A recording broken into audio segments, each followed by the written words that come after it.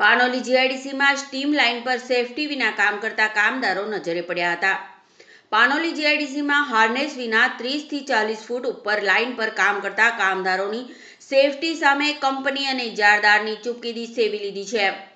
જાગૃત નાગરિક દ્વારા જિલ્લા ફેક્ટરી ઇન્સ્પેક્ટર કચેરી ખાતે ફરિયાદ કરતા વિભાગ દ્વારા તપાસ શરૂ કરી હતી।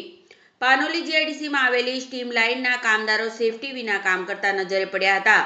કંપનીના ગાયત્રી એન્ટરપ્રાઇઝના કોન્ટ્રાક્ટમાં કામ કરતા કામદાર 30 થી 40 ફૂટ ઊંચાઈ પરના સેફટી બેલ્ટ, સેફટી હેલ્મેટ કે પછી દોરડા સાથેની હાર્નેસ પહેર્યા વગર જીવના જોખમે લાઇન પર બેઠા બેઠા કામ કરી રહ્યો હતો।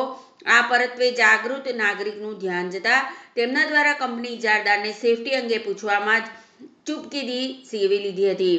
યોગ્ય ઉત્તર ના મળતા આ અંગે જિલ્લા ફેક્ટરી ઇન્સ્પેક્ટર કચેરી ખાતે ટેલિફોનિક ફરિયાદ કરી હતી, જે અંગે જાણ થતાં ટીમે તપાસ શરૂ કરી હતી।